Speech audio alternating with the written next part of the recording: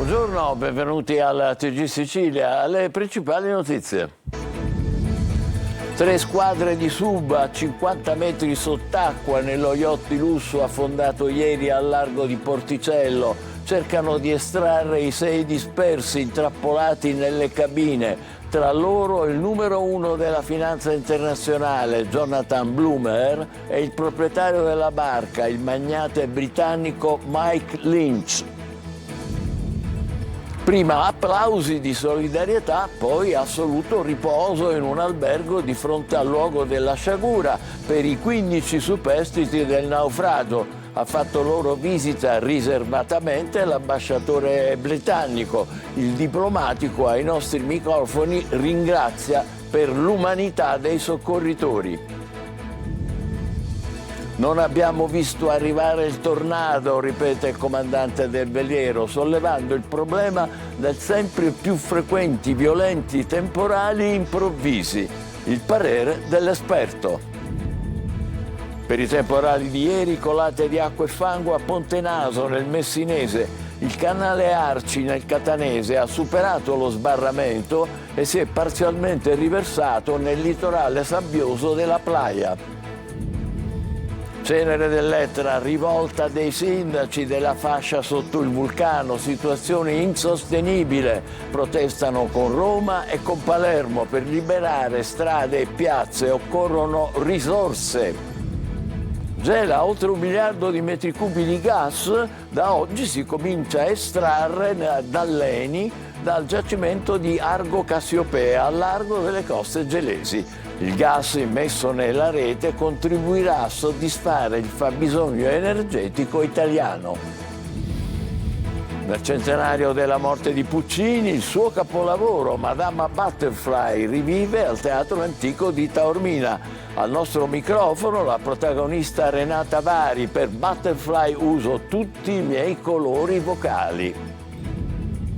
Calciomercato, possibile un clamoroso ritorno di Sirigu a Palermo. Il portiere sostituirebbe l'infortunato Gomis.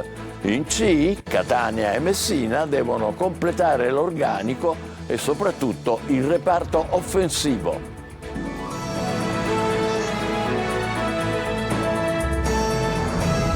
Bentrovati, sono in corso al largo di Palermo le ricerche dei 6 dispersi del veliero di lusso affondato a Porticello. I sub si immergono a 50 metri di profondità, penetrando con difficoltà negli spazi ristretti delle cabine. È una piccola concordia, ricordano i sommozzatori. Lorena Dolci. In fondo a questo mare, ad una profondità di circa 50 metri, giace quel che resta del Bayesian, il veliero di lusso colato a picco in pochi secondi al largo di Porticello, sotto la furia di una tromba d'aria.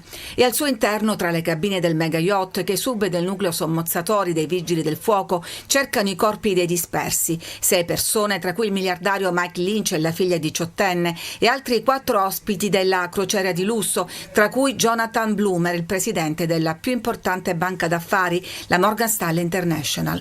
Dopo la prima immersione, nel corso della quale è stato recuperato il corpo del cuoco, le operazioni sono riprese stamattina all'alba. Una ricerca resa complicata dalla profondità e dagli spazi ridottissimi di un'imbarcazione ingombra di suppellettili.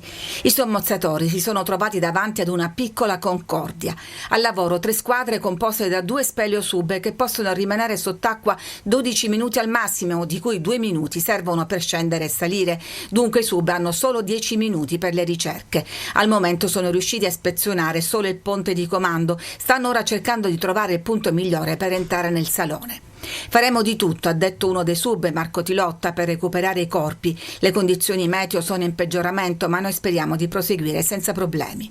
A osservare da lontano con sguardo attonito le ricerche Angela Bacares, che nel naufragio ha perso marito e figlia, e tra le 15 persone che sono riuscite a salvarsi. Tra loro anche la donna, una passeggera britannica, che sbalzata in mare è riuscita a salvare la figlioletta di 1 anno.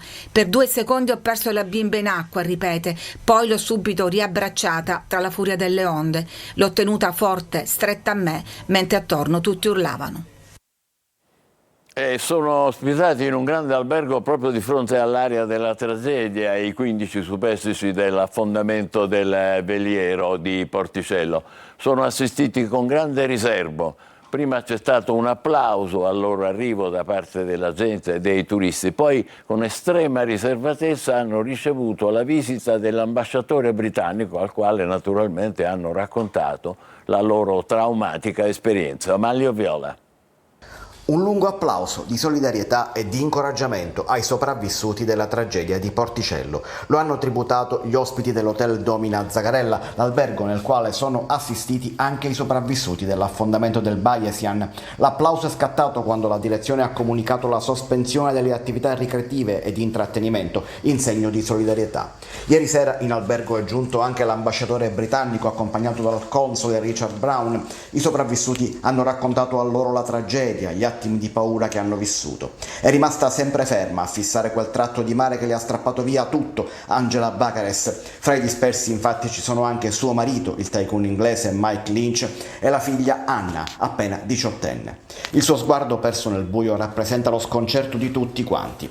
Cosa sia successo veramente dovrà essere accertato da una inchiesta, ma il vento di quella notte non era normale, anzi di quell'alba, raccontano i testimoni. Il vortice entrava verso, così per dire, contro sud-est, contro Scirocco. Nel piano stenditore si trovava un container di spogliatori, si può dire, che è volato via di più di 12 metri. È successo il diluvio, tendoni, tetti che si scoperchiavano di lamiera, quindi ho visto quello che nella mia vita non avevo mai visto. Ma adesso bisogna, oltre a cercare i dispersi, pensare ai superstiti che sono rimasti senza nulla. La macchina degli aiuti si è messa in moto da subito. Siamo subito attivati con beni di prima necessità, da indumenti all'intimo, ad attivarci per trovare un hotel che potesse ospitare i superstiti. Anche in albergo il personale del Domina ha procurato abiti e indumenti ai superstiti che vengono assistiti nel massimo riservo. Ma ecco le prime commosse parole di ringraziamento dell'ambasciatore britannico in Italia, Lord Edward Llewellyn. Una tragedia, ovviamente, una grande tragedia che è successo qui in questo bellissimo luogo in Sicilia, e siamo tutti così tristi, come lo so, sono i cittadini di Porticello, ma anche della Sicilia, anche dell'Italia. Siamo paesi amici e vorrei ringraziare gli italiani e i siciliani anche per la vostra umanità in questa situazione. Il nostro focus è sulle famiglie, sulle quelli che hanno sopravvissuto, per aiutare al massimo. E dietro a questa tragedia restano però tanti interrogativi. Un esperto prova a spiegare la dinamica di questo naufragio sul quale la Procura di Termini Imerese ha aperto un'inchiesta.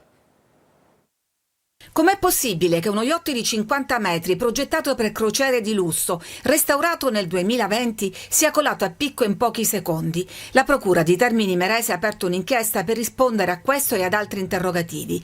Tra i superstiti, qualcuno racconta che la barca si è impennata in verticale e l'albero maestro di 75 metri, il secondo più alto al mondo, si è spezzato, inclinando lo scafo che si è riempito d'acqua.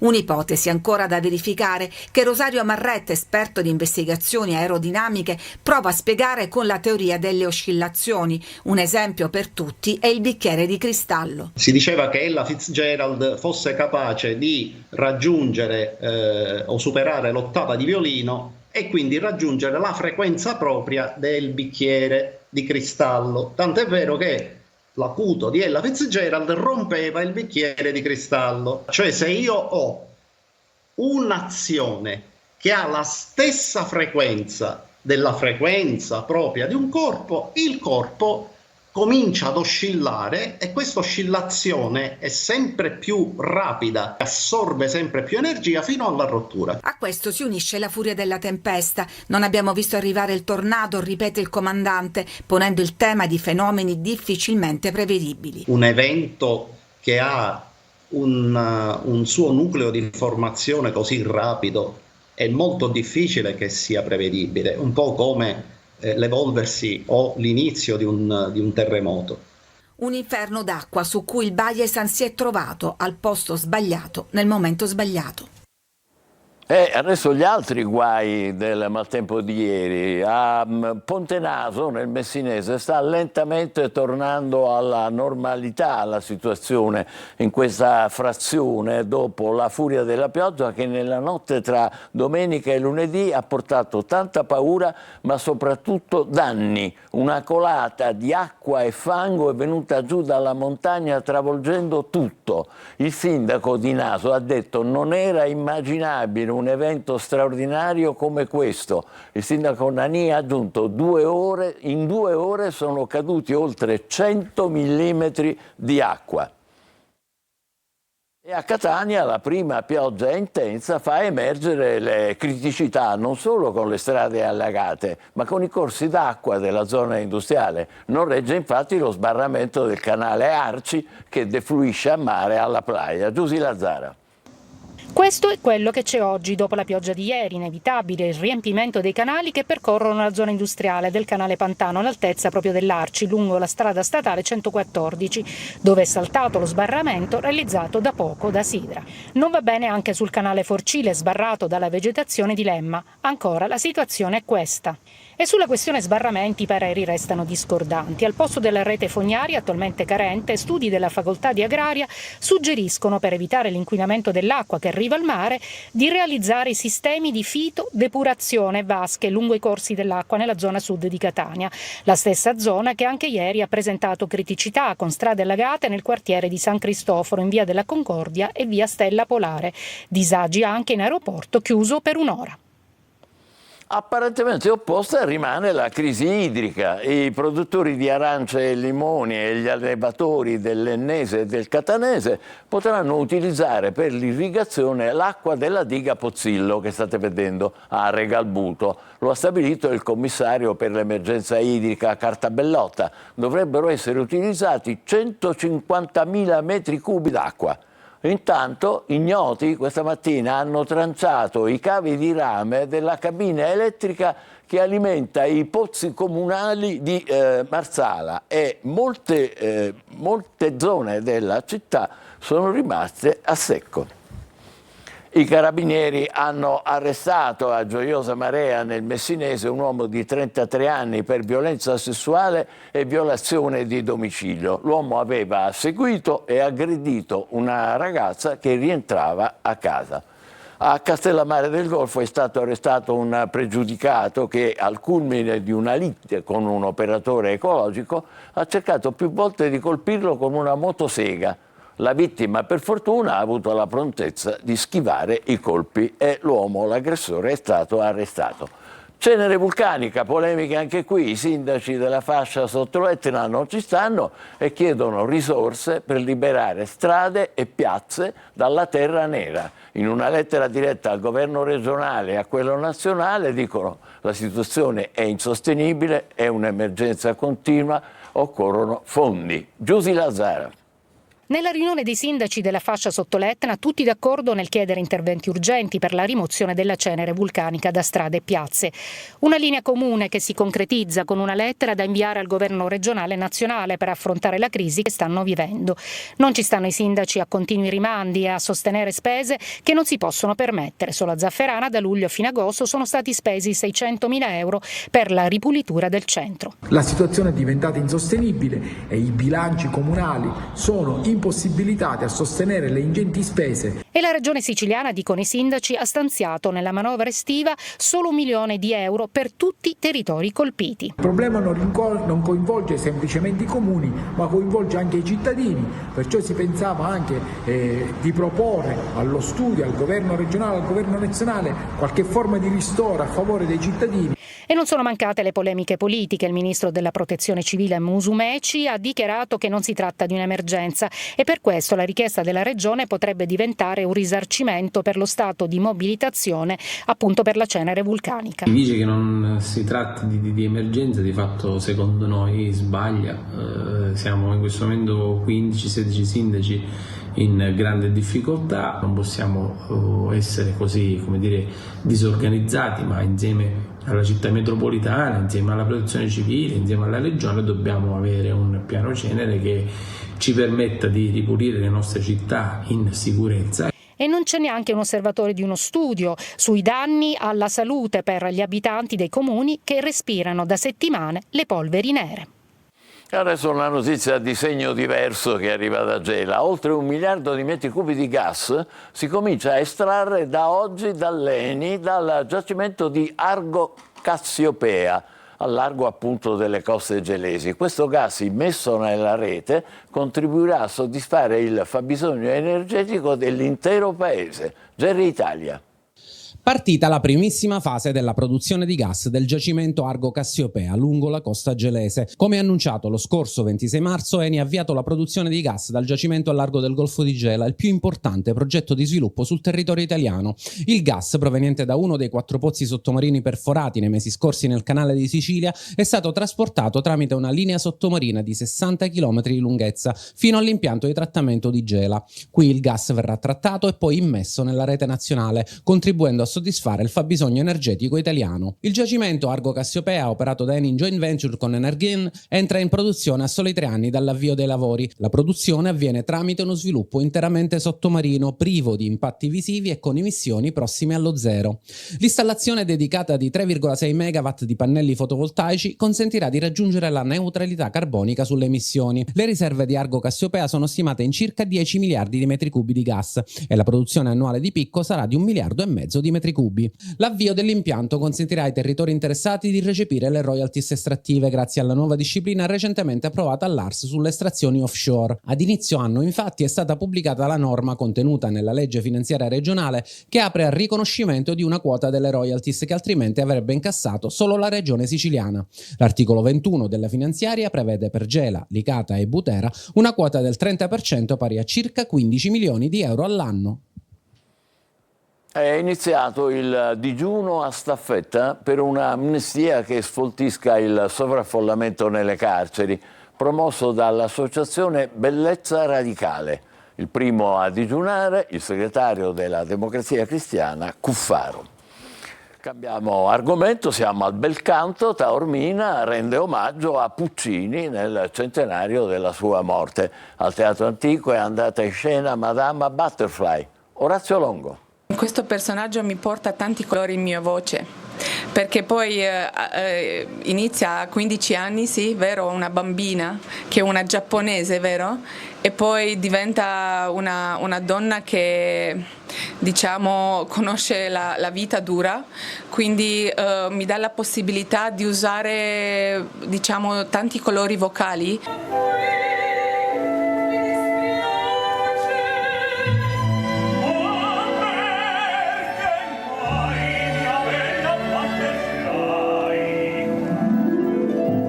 Nel centenario della morte di Giacomo Puccini, il suo capolavoro Madama Butterfly rivive nella splendida cornice del Teatro Antico di Taormina con la regia di Chris Catena, una scelta, quella di commemorare il compositore, fortemente voluta dalla produzione del Sicilia Classica Festival.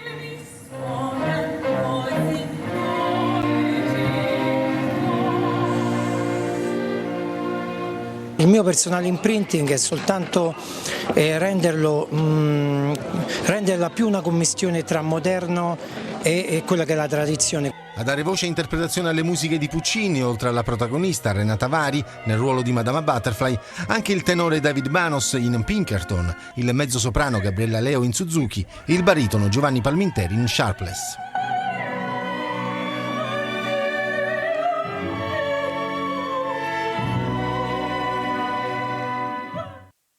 Teatro Antico di Taormina. Adesso facciamo una breve pausa, tra poco c'è il calciomercato delle siciliane.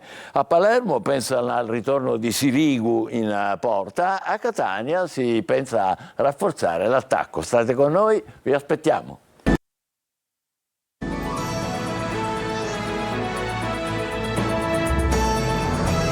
C'è una aggiornamento dalla sciagura di Porticelli. I sommozzatori dei Vigili del Fuoco e della Capitaneria di Porto sono riusciti ad aprire un varco nello scafo della imbarcazione. È un'attività non semplice perché è a 50 metri di profondità. Attraverso questo varco i sub dovrebbero riuscire a entrare finalmente all'interno dell'imbarcazione, dove si ritiene siano rimasti intrappolati i corpi delle 6 persone che ufficialmente risultano ancora disperse.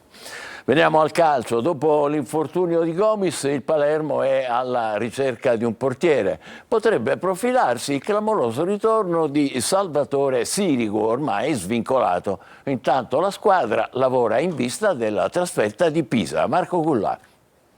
Alla ricerca di un portiere sono ore frenetiche per il direttore sportivo del Palermo Morgan De Santis, che sta valutando diverse soluzioni per risolvere il problema che si è venuto a creare dopo il grave infortunio di Gomis. Al momento c'è soltanto Desplanche e così l'idea concreta è quella di riportare il rosanero Salvatore Sirigu. L'esperto portiere di 37 anni è rimasto svincolato dopo gli ultimi 6 mesi passati in Turchia e potrebbe quindi tornare al Palermo. Piace anche Costil, svincolato dalla Salernitana. E poi occorre un centrale di difesa e il Palermo non molla Ferrari, ex Sassuolo, anche lui svincolato. Intanto da ieri la formazione di Dionisi ha ripreso gli allenamenti al centro sportivo di Torretta. I rosa sono tornati ad allenarsi nella loro casa dopo essere stati ospiti a Livigno, Manchester e Veronello. Il Palermo lavora per la trasferta di sabato a Pisa, altra gara decisamente insidiosa per la compagine siciliana dopo la debacle di Brescia. Dionisi potrebbe cambiare abito alla sua squadra, sia in difesa che a centrocampo. In avanti invece si punterà ancora sul tridente formato da Brunori, Insigne e Di Francesco. 10 giorni alla fine del calciomercato, il Catania è atteso da tanti movimenti in uscita e in entrata. Il Trapani, protagonista delle trattative, vuole regalarsi qualche altro giocatore. Il Messina ha vari reparti da completare. Marco Carli. Le immagini dell'esultanza post partita del Catania dopo i rigori col Crotone raccontano più di una vittoria sofferta e sudata. Raccontano anche della voglia di sorridere e di riappropriarsi delle questioni di campo. Di questi sorrisi c'era bisogno, anche quelli dei giovanissimi che hanno fatto bene, e da qui si riparte. Mentre il mercato entra nel vivo, ufficializzazione prossima per Guglielmotti, per Montalto e Jimenez, gli ultimi 2 presenti allo stadio per la partita con il Crotone. Poi c'è Lunetta che insieme a Guglielmotti è in gruppo da tempo. Ma Faggiano scandaglia ancora il mercato dei centrocampisti, De Rose, dei difensori, Malomo e soprattutto degli attaccanti. Finotto. Il Crotone vuole tenere Gomez, ma le vie del mercato sono infinite. E poi c'è il fil rouge del momento in casa Catania: cessioni, diminuzione del monte ingaggi. Ma torniamo ai sorrisi di domenica sera. Luperini, protagonista su tutti con il gol del pari, è un'ottima prestazione. Sono contento, poi davanti a tante persone, a tanti tifosi, è sempre una gioia grande. Spero di farli tanti in campionato, che è quello che conta. In casa Messina, dopo l'arrivo degli attaccanti Alessio Re e Martino Cominetti e del difensore Francesco Rizzo, si cerca un rinforzo per il centrocampo, soprattutto alla luce della partenza di Domenico Franco verso Picerno. Per la porta si segue Vannucchi del Taranto e poi serve qualcosa davanti, perché il reparto è al momento sicuramente sguarnito. Dopo 2 giorni di riposo seguiti alla vittoria in Coppa Italia sul Monopoli, il Trapani prepara l'esordio in campionato lunedì sera a Foggia. Attese novità di mercato con le ufficializzazioni del difensore Vaglietti del Genoa e probabilmente anche dell'attaccante Melo del Pescara, che continua ad avere però molti estimatori. Noi ci fermiamo qui, l'appuntamento come al solito è per le 20 di stasera. Grazie per averci seguito, buon pomeriggio.